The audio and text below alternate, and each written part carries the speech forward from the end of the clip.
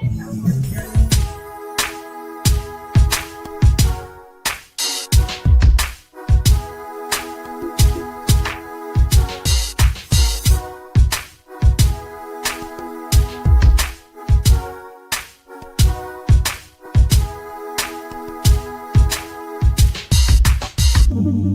you ready? Are you ready? What's going on social media? Thank you for tuning in to the BHLC podcast today. I'm out here at Mr. G's here in Louisville, Kentucky on Shelbyville Road. Thank you for tuning in to my podcast this evening. I'm the one and only big head light skinned comedian. Got a great show for you tonight as always. Got a great guest. And but let me go over a couple of things first before I bring them in. Hope everybody's enjoying themselves on this beautiful July 11th day.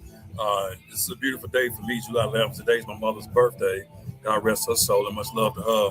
May she rest in peace. But let me go over a couple of things here before I get started. First and foremost, give love to Mr. G's for letting this big head light-skinned person come here and do this podcast. Much love to them. They got a great comedy show starting tonight. When they had it last night, they got another one tonight, same guy. I think it starts at 8 o'clock. Doors open up at 7. I forgot who it is, but he's a very funny guy. And I'll talk a little bit more at the end of the podcast about who he is and everything. Also, with that said, much love to the Smile Center. Dr. Kane, one of my sponsors, sponsoring this podcast. I'm really grateful and blessed to have him. He's my dentist. And also, he's my dentist. He's also part of Kentucky Alternative Care, KAC, Kentucky Alternative Care, which is medical dispensary, which is legal now here in Louisville, in Kentucky. Go support him at his dentist on Grange Road here in Louisville, Kentucky. I go to Kentucky Alternative Center on Boystown Road. Also, too, want to go over a couple other things. I'll be at the Louisville Comedy Club July 21st. Doors open at 6, show start at 7. Come support me. Also, make sure you subscribe to this podcast, BHLC podcast. Subscribe. I appreciate if you subscribe. I'm also on Spotify. Give me a listen on Spotify, too, also. Trying to make sure I go over a couple. I got a couple more. Oh, yeah. This is it's a couple of awareness this month. The first one is important to me, the Juvenile Disability Month, and the juveniles that have disability. That's really important to me too. It's Juvenile Disability Month, so support that.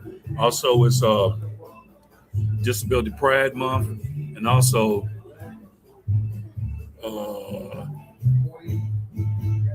National Minority Mental Health Month. National Minority Mental Health Month, which we're going to talk a little bit about mental health on here too today. It's National Minority Mental Health Month. Also, all the views and opinions on this podcast are not all the way true facts. That's just for copyright purposes. But views and opinions are just our opinions. I think that's just about it. I might have one more thing. Like I said, make sure you subscribe on YouTube and make sure you watch it on YouTube. Also, you can watch it on Facebook Live every second Saturday, 6 o'clock. But I prefer you watch it on YouTube. Also, I'm on Spotify. So the next podcast is going to be August the 8th. So make sure you tune into that too. Now, let me get to my guest here. I want to give him the proper introduction because you know how I do. I don't play about my guests, and I ain't got nothing but love for him. I've already been posting a lot of stuff on my page. He's a real good guy, right down to earth. And I think my mother would be proud of me for having him on this podcast because my mother was a very spiritual person. She had my big head in church when I was like 8 years old. And I'm like, why would I go to church Monday, Tuesday, Wednesday, Thursday, Friday, Saturday, Sunday? I can't do it.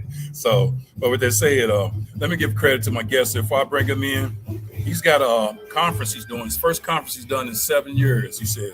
I'm just going back with his page. It's called the Inaugural Divine Wow Conference. I'm going to let him elaborate a little bit more on it.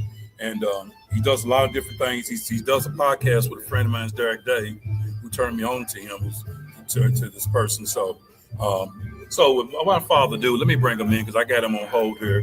Y'all give him a big BHLC podcast welcome. Y'all give it to the one on here, Aaron Thomason. Give it to him. What's going on, Aaron?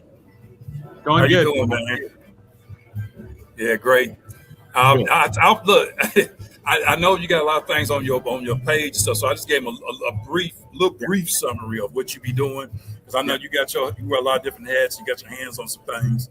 So where I always start my podcast off is just tell me a little bit about yourself and what you be doing and everything. So yeah, thank you for having me. Oh man, without a doubt, Derek turned me on. Derek said you're a great guy, and I trust Derek. Derek's my brother. Yeah.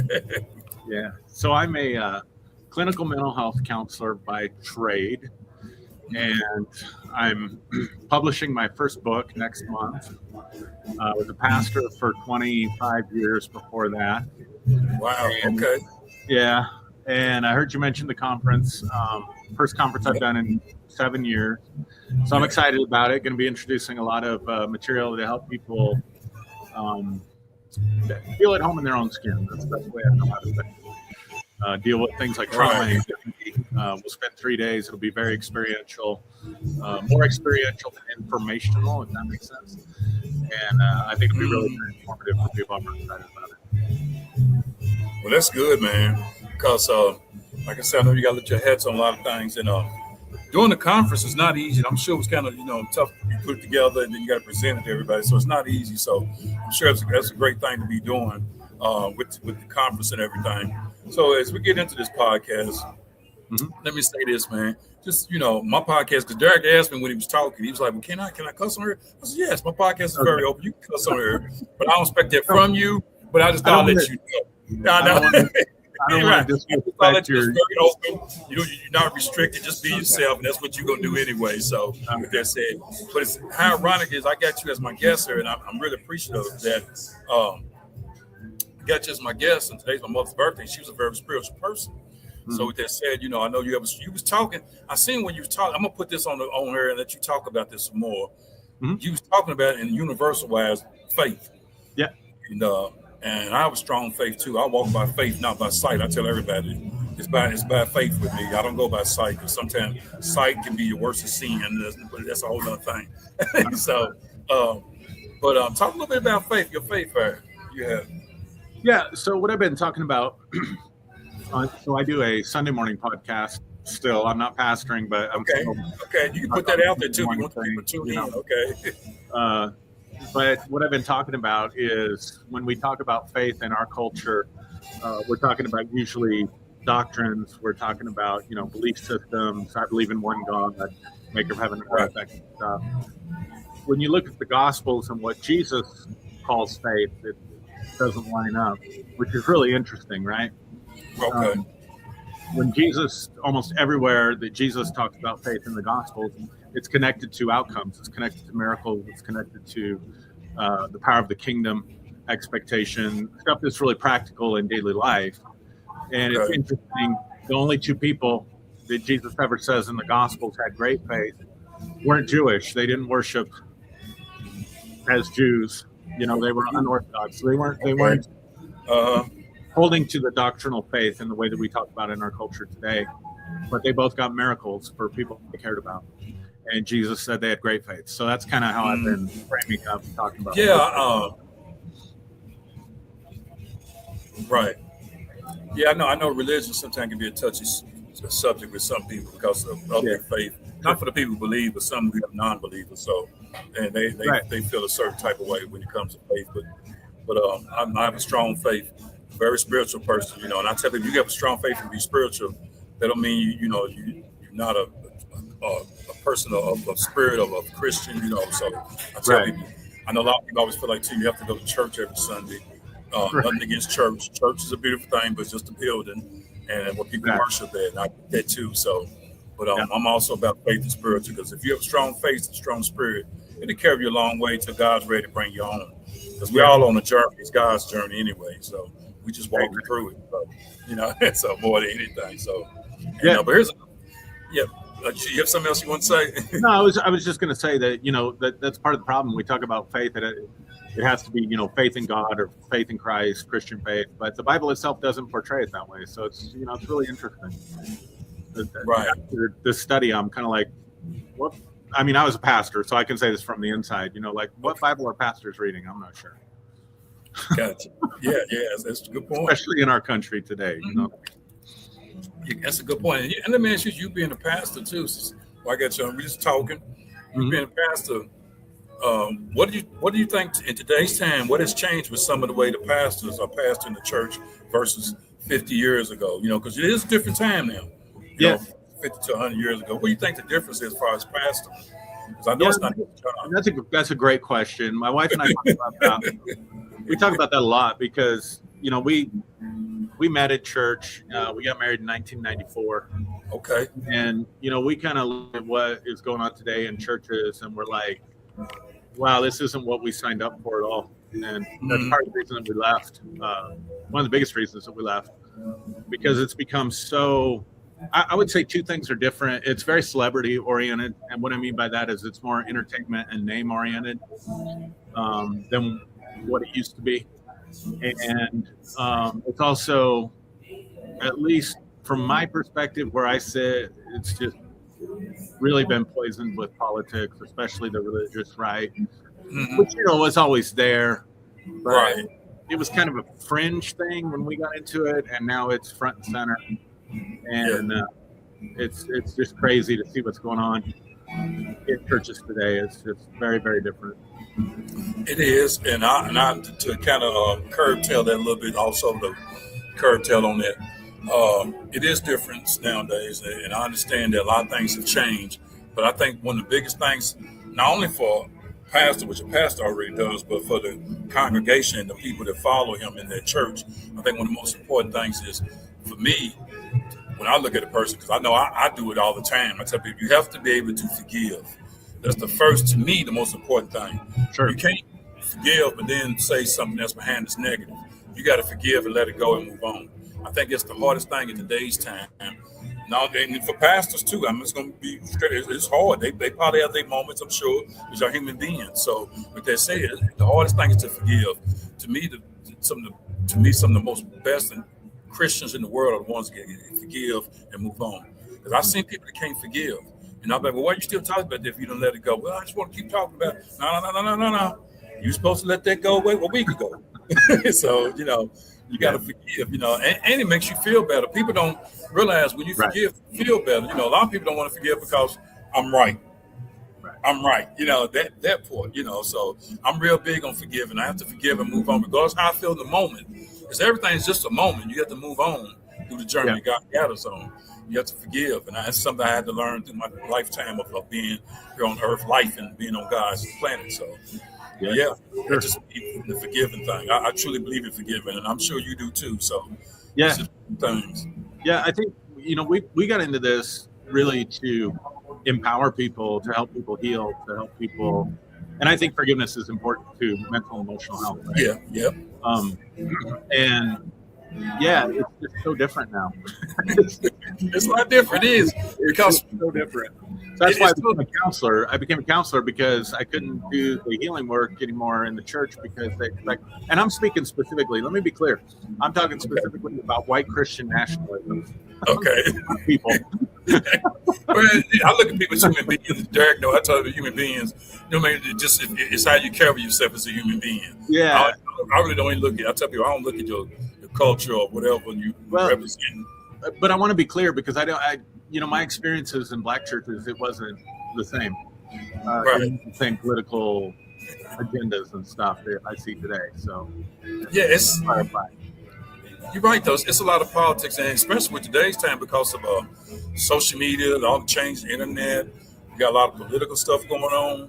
Mm-hmm. It's just totally different, and it's a big spin.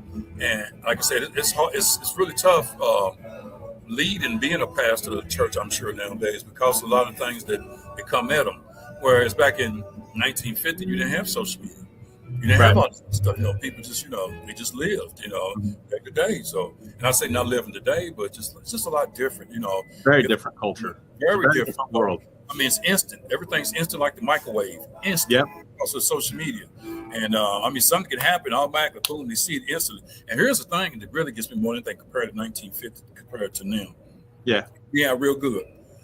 I could do something today. You can know me, and something can happen, and you'll read in the paper or on social media. Take it back. You'll see it on social media, and the first thing people think, did he done that? He done that. Yep. Versus back in 1950, you done something. You didn't hit social media. You might have went to the pastor, talked about it, counseling, whatever direction you went, and then you handled the problem and moved on with your life. Yep. Whereas today, you got to go through a whole thing of gyro of social media. And that is where it gets tough at for pastors, whoever the counselor, whoever it may be, So I tell people, so that's the one factor because we believe our man. We see there, that's true. He loved us. He done that. Big LIC done. No, you don't know. You don't know, So I don't judge nobody by what I see on social media. As far as some negative stuff, I judge them by what they tell me and what I see with these two eyes. Yeah. So that's where I'm at. Because it's just tough around there. It's like I said, social media has put that. It can be a positive light, but also can be a dark light. But I tell people, social media has a dark side too. We just don't see it as much, but we hear it and we feel it too. So yeah. Yeah, I mean, really great points. That's another thing I've noticed about how the culture has changed. It's very shame-based, right? Like you said, like not only are we going to believe it because we see it on social media, there's no window for growth or opportunity for redemption either. It's like, that's it. That's who you are. That's who you're always going to be, and screw you. Yeah. And it's really such a different culture, such a different time. It is, and it's difficult to deal with because everybody know. Like I said, back in 1950, maybe just been you and the person you was into with the pastor. That's it. Them three people. But now everybody knows, and some people can't deal with that, knowing that everybody knows, even though they didn't do nothing. They could be innocent. Yeah, exactly. So it's tough. It is tough, and that's why I tell people you have to learn to forgive and stand strong in your faith when negative things do hit you, and you know that you didn't do nothing negative. So. Yeah, we're just living in that type of time. So, and I tell people, I treat people fairly. And even if you did, we're talking about forgiveness. I think that's the thing that bothers me. Like we all screw up, we all make mistakes, and yours, now it can get preserved forever on the internet. And then, okay, let's say you did do whatever thing. Like, how do you respond to that? Do you grow from that? Do you learn from that? Right. It's harder to do that when people freeze you in a moment in time. You know what I mean? Yep. I got some comments here from a buddy, man, Arnaz Huff. He said, yes, you do. You have to forgive and let it go. It's a job itself. You're right. It is a job. You're right. Forgiveness is a job. People don't, but it really is. And because people put your name out there and put a picture. And so, and let me just say this. I'm glad he's saying all that because simple fact, okay, let's say I'm friends with somebody and they know I don't like, let's say they do a certain thing they know I don't like, and they do it one time. I'm like, okay, man, I forgive you. Okay. You do it a second time, I forgive you. And to the point where I can't keep forgiving you, I'm just going to stop dealing with you. And that's why I'm going to forgive you and stop dealing with you. See what I'm saying? Some people take advantage of forgiveness as kindness as being a weakness, 100%. You know what I'm saying? Now, you can't keep that. I'm only going to forgive you so much that I'm going to handle it this way as I forgive you. Even though then I'm still forgive you, but I'm just not going to deal with you no more, So yeah, and you can still forgive, right? But set a boundary. There you go. I couldn't forgive in the sense that I diminish its power in the way it affects me. I'm not sitting there ruminating on it all day long and talking about every conversation. So I can forgive you, but that doesn't mean I have to deal with you. I can still set that boundary. You can still have boundaries. That's right. And boundaries are good. If people don't like you because of the boundary, it means it's working. That's why I tell people if it's, it means they just don't like you. So that's what that is. And speaking of that, let me go into, I wanted to go into this too, because this is real. I'm real big on this. This is National Minority Mental Health Month. And I know you do a lot of talking about mental health. And I'll say as far as mental health, it's definitely real. And I'll say this for what it's worth too. It's even more real since 2020 COVID year. I think we addressed it a little bit more, but we should have been addressing it before 2020, just my personal opinion. But it is real. And with personal health, you definitely, let me say this to someone. It doesn't matter going to talk to a professional if you need the help. It doesn't matter, but I've done it. Okay, I don't know if you have not, but I'm just saying, I tell people, a lot of people, especially me, and we like, I don't need no help in your marriage. If your wife said, let's go to a counselor. We don't need nobody to know. I know we'll be all right. We figure it out. No. The tough days are gone. They're gone. Sometimes you need an independent voice to understand where you come from, what you need to do, because he can see it better on the outside. You need an independent voice. What's your opinion with mental health?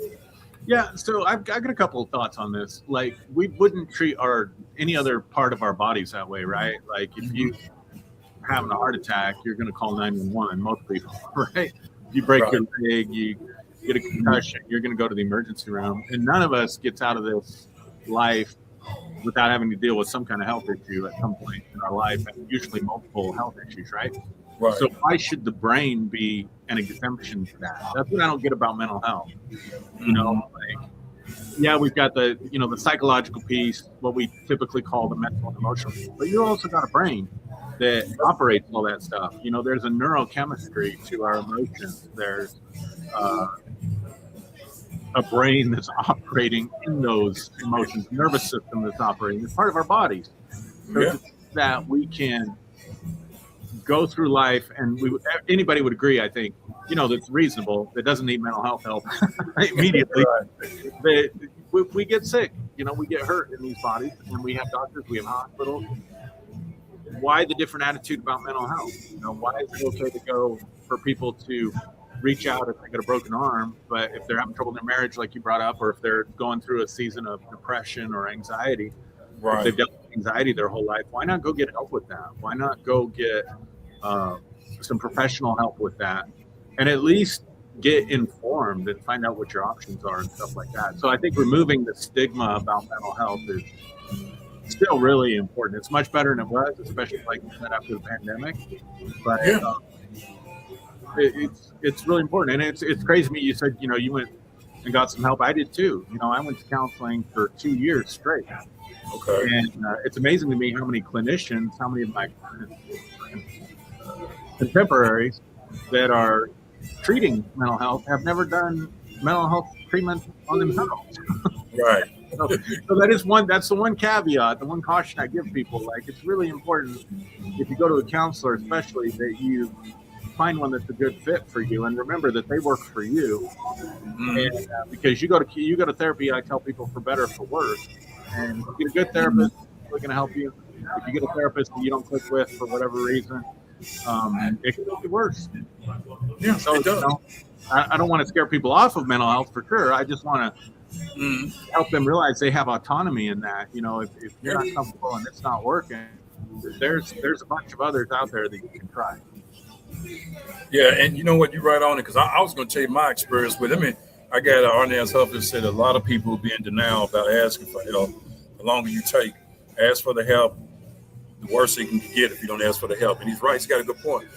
Like somebody told me a long time ago, the worst thing for you could be the best thing for you if you don't take the initial step. So with that said, I know me and my wife went to marriage counseling some years ago. And I as men, I don't need, don't need that, especially thinking like but I ain't gonna lie to you. I went, I listened to the man, I was like, he's good. It's like he said, I ain't gonna tell you some things he said. I was like, he's good. And I still use some of them things till this day, some things he told me. So, and I was like, man, here I was thinking it was the worst thing, and it was the best thing for me. Yeah. So I tell people, you don't close that window, don't make that window blind, don't shut it off. You never know till you try it, And that's what a lot of people think. Oh, you go talk to somebody, you're like, oh, they don't know. No, they professionals. They can help you and get you going to it. But it's depression. I got some associates. I don't want to say friends. I have very few friends, but I say associates that take medicine and stuff for antidepressant, whatever it may be. And there's nothing smell with it. And we talk. I'm like, okay, and because I feel like if somebody's dealing with that, they just need. Sometimes if a person just call you, just listen to them. Sometimes they just need an ear. I tell people just want to vent, or a hug or whatever. But because you never know when you might be in a situation, you need somebody. So, but I've always been very, very warned for mental health, especially me being a veteran in the military. And the veterans out there that's got mental health. So, So, thank you for your service, by the way. No problem. Yeah. So. Yeah. I think people are afraid. I think sometimes they avoid counselors because they're afraid what they're going to find if they look inside. I can tell you how many clients come to me, like, maybe second session, sometimes even first session in, they'll tell me stuff and then they'll be like, so do you think I'm crazy? Right. And I just got to say, man, like, it's very rare now that I hear something that sets me back. You know what I mean? Right. Yeah. Like, I never come across that before, never heard that before.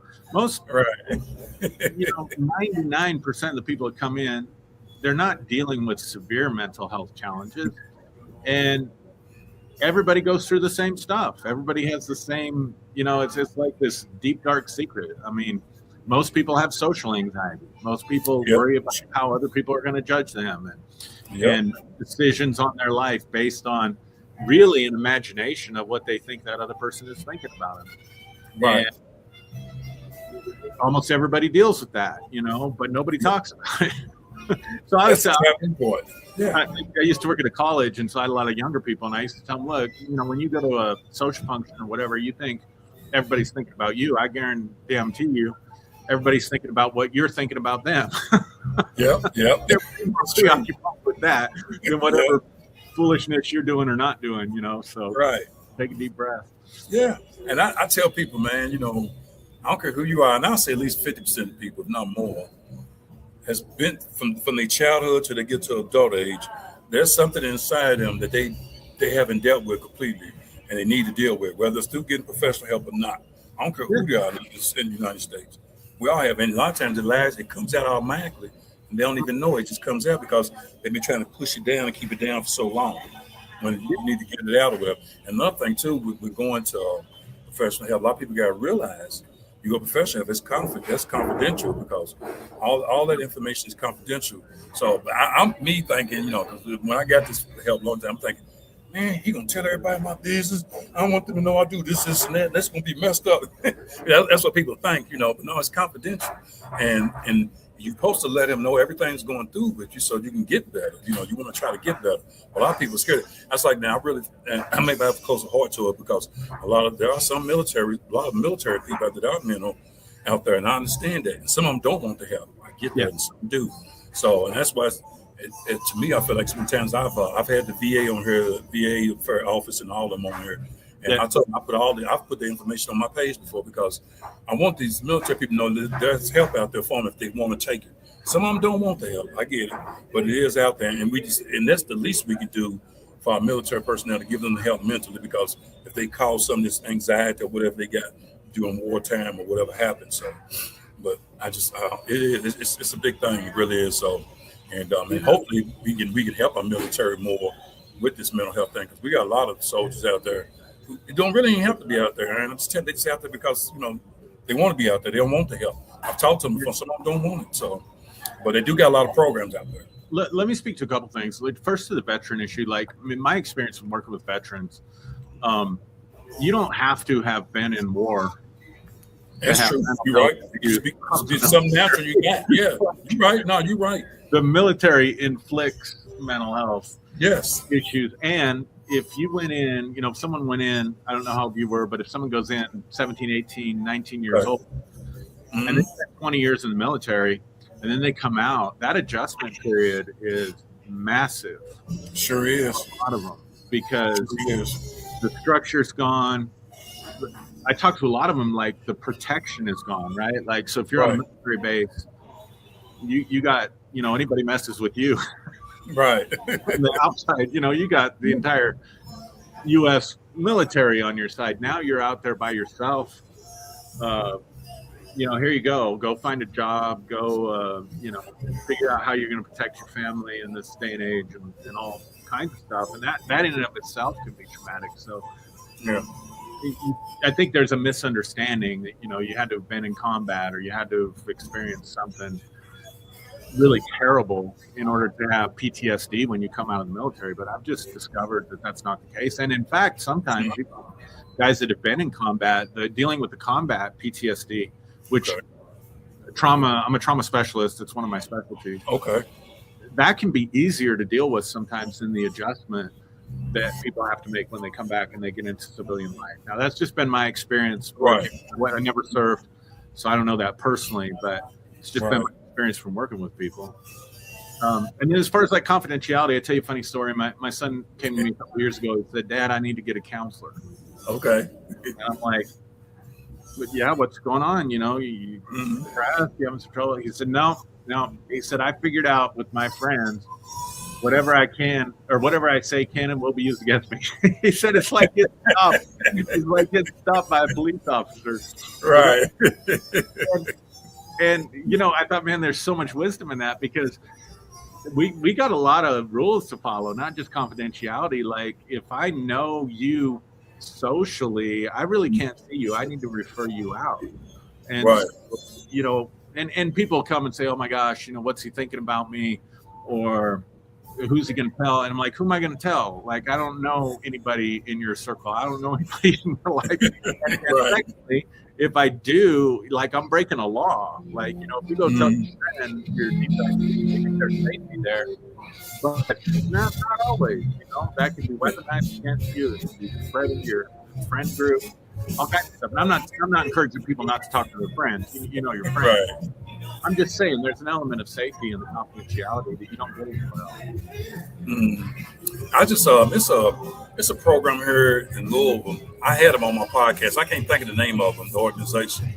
God, it's on the tip of my tongue. But anyway, it's where when soldiers get out of the military, like you said, some of them are lost because they've been in the military so long or whatever. They got this program. I forgot what they call that. That people go out there, the soldiers do, and they go out there and talk to other veterans and other people, and they feel so at home. She said, you wouldn't believe how relaxed they are. She said, they come help us clean, wash dishes, serve food or whatever. And they have this big old farm out there. They just let them talk to other veterans, other soldiers. That's awesome. And that is awesome. It helps. A lot of people don't even know about these programs when they get out, these things. Yeah. So that's why I try to tell people that's what this podcast is for and this platform is for. But I think every soldier should have that if needed. You know, when they get out, they should be able to go there until they adapt to civilization. Because if you've been in the military for 30 years and you come out here now in 2026, things are different. Yep. So, and it's a hard adjustment for them. Not to say they can't adjust, it's just a little different. And a lot of them went out there and did a lot better with the adjustment. Then down the road, they real good in life. They real good because of adjustment, and people helped them out there. And I just think it's an outstanding program out there. It really is. So, but it is. And mental health is nothing. I don't take it lightly, and I tell anybody, if you have any type of, please, they got a lot of crisis hotlines. Just call a friend, your mother, father, somebody, just talk, you know, and where you can get some help. So, because it really is important. I want to talk about, I don't know, this one I want to talk about here, because, and it's real important to me when I talk about this. Well, I could talk about that. Well, I'm going to talk about this first. I got a lot of it, but I'm going to talk about this. Family. Yeah. Family, I don't know about, like I said, everybody, some people don't even know their family. So when I speak on this, you know, I understand that you don't even know your family because of what's happened back to, you know, it could be a deep, dark secret or whatever the case may be. You don't even know their family. The family is important to me because I need family. I need to know where I come from and who I am and what I'm about. You know, not only the heritage and culture is important. People's always into the heritage and culture. I get all that. That's important. But your family tree probably just as important, if not more important. Yeah. You know why you got doing certain things. You can speak on that too. Yeah, that's a difficult issue, especially being a counselor, because, you know, lots of times people come because their family messed them up. Let's just be honest. You know, I've heard some horror stories. Right. Things that happen in family, and it's unfathomable to me because, you know, we adopted 2 children, and I'm going to tell you what, we got them as babies, and the moment we brought them home, like, I remember looking at my first son, and I'm just like, I would die for you. Like, I didn't give birth to you. I didn't. Just immediately, my heart was like knit to that child, and so the thought of abusing any child, but especially my own children, is just so. I don't get it. You know, I don't understand it at all. But unfortunately, a lot of people have, you know, some people have grown up with monsters in their families. So I think when you have a good family, and by good family, I just mean they love you. Like, they weren't perfect. Right. They wanted the best for you, right? That inclination to want to see you do well in life. You're not going to find any better support system than that. No. And I think we need to be there as family members for each other. People that don't have that, you can find family, you can find that connection with people. It doesn't have to be blood related, you know what I mean? Right. But I think and that's why I brought up social anxiety earlier, because developing healthy relationships, people that you can turn to in times of need, people you can go to that, you know, they're going to love you, they're going to accept you. They may not, and you want people that are going to tell you the truth too, right? In love, you're messing up here. Mm-hmm. So that's what I'd say. I like if you got a good family, cherish it, man. Cherish every moment. You talk about your mom and this being her birthday, I think you said, right? Yes, it is. Yeah, today's her birthday. And if you've got that in your life, it's not always going to be there. So you cherish that time and invest in those relationships. But if you don't, make an effort to put yourself out there and find your people. Because it's so important. That social piece, having healthy relationships is so important to mental health. Yeah, and it's just. I think a lot of people are trying to fill in their void or space if they don't know their family members or they're looking for them. I had a friend of mine years ago was looking for her mother and her father. Mm-hmm. She was determined, and this is why I told her a long time ago. I said, I understand that. I said, but just know this. If it's meant to be, it would happen. I said, but just embrace your father, who's God. That's your father. So embrace him first, and everything else will follow. I said, I understand you want to fill the void in the space because you want to know, I get that. But everybody has one father. Everybody's born as a father, is God. So I tell you got to embrace that first and foremost when you are talking about family. I love my family, and true, let me get this out there too. Love my family. But yeah, there are family members. True, everybody don't want to deal with certain family members, and I get that. So I mean, I don't love them no less. I just don't want to deal with them on a daily basis or whenever. So I tell people, family sometimes can not be as close as somebody that's not blood related. Somebody that's not blood related can be more like family. So just find your human being who makes you feel good and feel loved. Yeah, that's the best thing for you. I tell people, find your human being, and they don't have to be family. Be nice. They don't have to be. Just find a human being who loves you, who pours into your cup just like you pour into their cup. That's all. And that'll make you feel better as an individual, I tell people. So, yeah, for sure. Yeah, 100%. Yeah. So, do you, I don't know if do you do a little bit of politics, man, before I put this next one up? Oh, yeah, we can go there. Okay, I'm going to put it up. Okay, I know you know what's going on as far as I'm here with this one. It's just that, over there, and I know what's going on, and I kind of read. I'm gonna read it here. I'm gonna read it here on here to you because I want you to understand where I'm coming from. I put this Iran thing on here, and I just feel like how you doing, and I just feel like what's it there? Okay, hold on. I'm sorry. Wait a minute. Hold on. But I just feel like that it's just something that needs to be talked about. What's it that? I just had it here on here. Let me see. It was something about the peace treaty with Iran, and they were saying Iran was saying that I can't find it. They were saying that they upset about how things went down, what the United States did to Iran. They ain't forgot, and they talking about maybe retaliating. But on the flip side, America's talking about trying to have peace and do a peace treaty. So, and I hope that dude comes to a fruition as far as being in peace instead of having, because we don't need no unworld peace. We need world peace, not unworld peace. Yeah. So what do you think about that? Well, and I know it's a touchy subject in politics. No, it's not that it's a touchy subject. It's just I mean, my God. I was talking with my wife about it. I'll set it up this way. Like, I feel bad for like millennials, right? Because they were born into a post 9/11 world, and we had the mess that we had with WMDs and Iraq and Afghanistan, and like, what the hell are we doing? And here's what I think is really sad, and I would love to get your perspective as someone who served. I feel like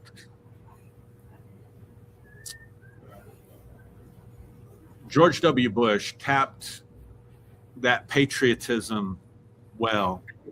Okay. For a bunch of bullshit. That's just my personal opinion. Okay. Right? Right. And that's something else I've noticed about America that's changed. Like, I think patriotism, people are just worn out with it in some ways. You know what I mean? It's been so weaponized, especially in the last 12 years. Oversaturated. Mm-hmm. And like, what the hell are we doing? Right. Yeah. And that's a good point. Like, why would I'm getting, my two kids, before this one's out of office, they're going to be eligible for a draft. And I realize I'm not one of these people that thinks, they're going to institute the draft again or anything, but right. At least be faced with that decision. And I think for the right person, I think the military is a great place for people. Mm-hmm. I think it can be a great career for people. And it is the last thing I would want my kids to do. I heard that. Yeah. And I think that's tragic. And I don't mean any disrespect to anyone who served. Oh, yeah, I know you don't. Yeah. Disrespect for them. But what the hell are we doing? Yeah. And do you think it's because of the immigrants? I tell people, I think a lot of times America's changed a little bit because of, not to say there's a lot of immigrants over here that are legal and some illegal. Yeah. I think that's why the way we look at the American citizens look different because of the immigrant thing. What do you mean by look different? I'm not clear on the question. Well, when I say look different is because I think, let me say this. I understand the president and anybody else just want strictly United States citizens in the United States. I get that. Or just like in Spain, all they want is Spain citizens, okay? Yeah, I get that.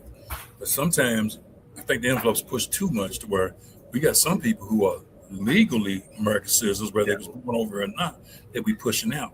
And that's why I said that's why sometimes we don't look at America. Because if you remember back in 50, 60 years ago, we wasn't having this problem.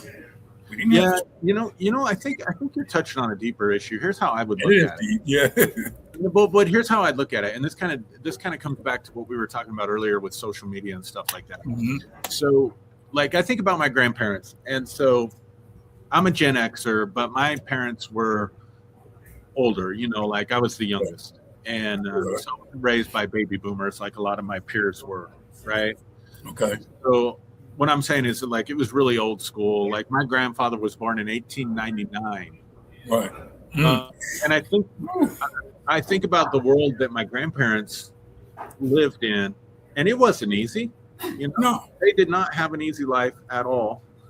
Went through the Great Depression, went through the polio epidemic, pandemic, whatever it was.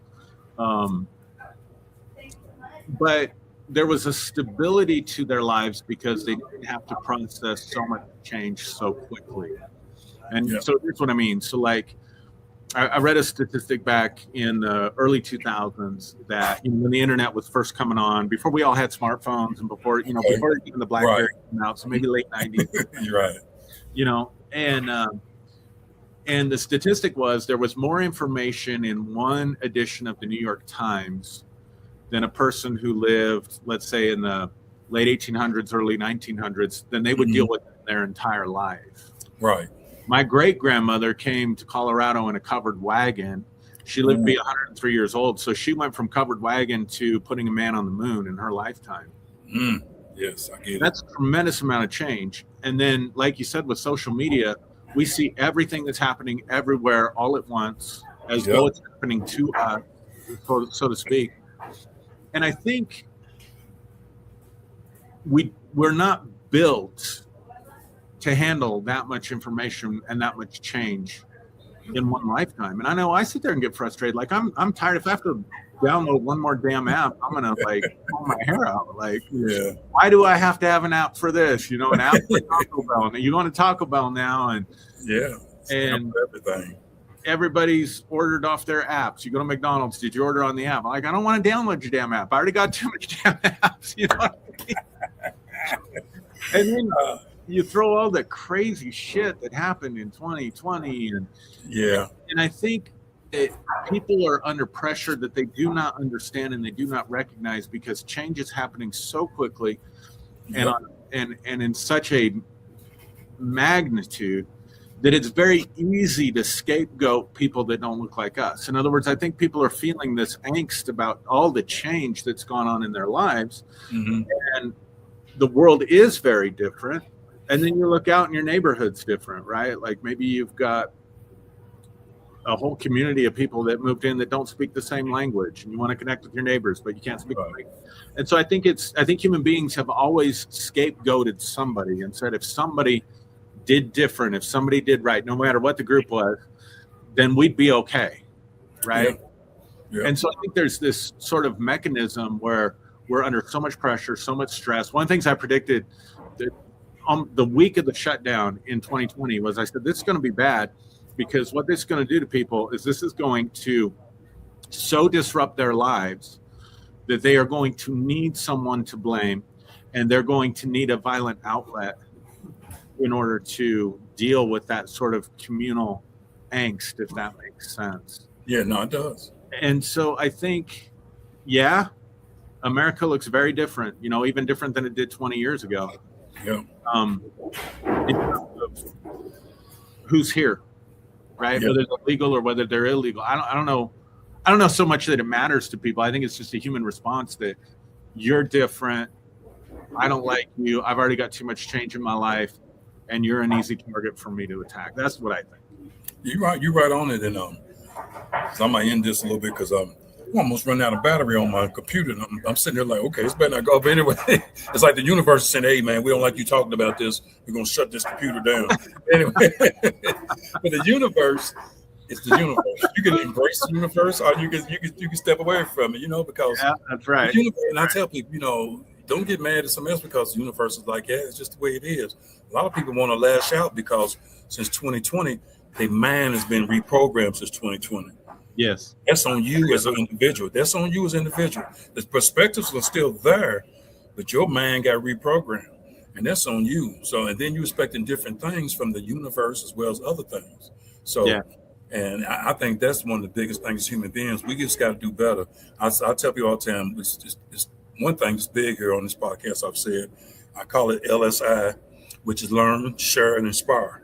Yeah. I'm big on that. And then the most important one is love. I tell everybody, love conquers all. You know, anybody can give you some hate, give you some attitude, say some words to you that you don't agree with. But try the other side sometimes. You'd be surprised. And if you stay humble, you'd be surprised how the spirit and faith can take you different directions. So, but with that said, man, I've only got so much juice left on this computer. No worries. No worries. I said, that's on me. That's on me. I didn't like skin get it juiced up. So, well, hey, man, I'm sorry I don't live in. Are you in Louisville? Did I get that right? Yeah, I'm in Louisville, Kentucky. And I see where you was. You from Colorado, right? Pablo, Colorado. Yeah. So, I'd love to come to one of your comedy shows, man. Yeah, for sure, man. You definitely will have to, man.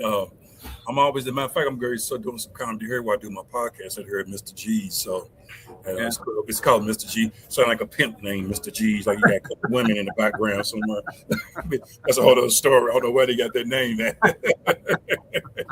Fire coats and stuff. Where's my money? No, but that's what I want you to do, man. Before I tell everybody before they get off of here, tell everybody how to get in contact with you. You put your Facebook page out there, whatever, not your personal number because you got some stalkers. And just how they get in contact with, they want to come to their conference or whatever and support you.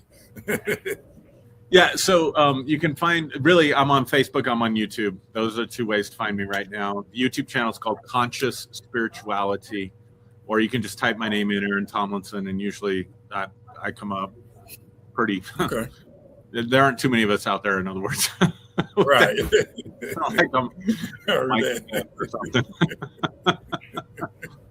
But and then on Facebook as well, and then I have a private group called New Day Global on Facebook as well. So find all the information for the conference and anything that I'm doing, the book that I'm releasing, all that stuff will be in those spaces for right now. Man, I know right now. My mother's probably up in heaven laughing at me, but also very happy because you don't know how many times she took me to church from age 5 all the way up to wild boy. I didn't want to go no more. But with that said, her job was to put the faith and spirit in me, and I'm glad she did because I am the man I am today. And she's probably really glad I got you as a guest because you've been a former pastor or whatever. She's like, then that's a guest. That's what she's probably saying up in there. And you got a guest. So but ironic, I got you on birthday, and I really appreciate you being part of this podcast today. I appreciate you having me and sharing your voice and everything. I really appreciate it. I've definitely already put your conference on my page, and if there's anything else, just send it to me through chat message, and I'll put it on my page, man. Just the way I work. And I really appreciate you being on this podcast, man. You keep doing what you're doing, keep staying positive, keep being who you are, and things, sky's the limit for you, you know. So, and I love it. And I do tune in sometimes to you and Derek's podcast. Y'all be talking about a lot of good stuff and having fun too. That's what it's about, having fun. So we have a lot of fun together. People can catch us on Friday nights too. Derek together, so we have a good time. Yeah, I like it, man. Just keep doing what you're doing, because I'm always about getting educated. You know, if I don't know something, I want somebody to tell me so I can get educated.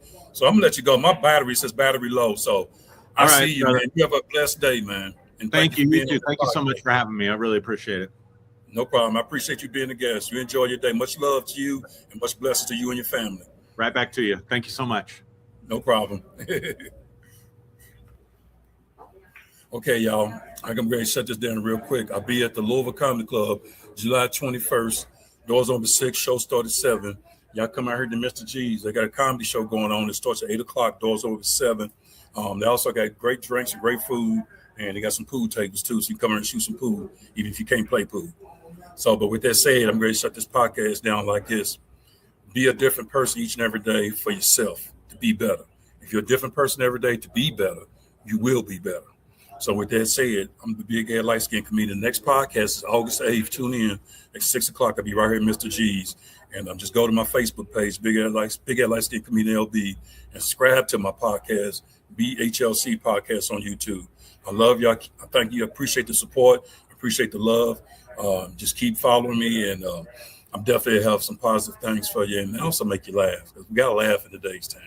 So with that said, enjoy the rest of your day.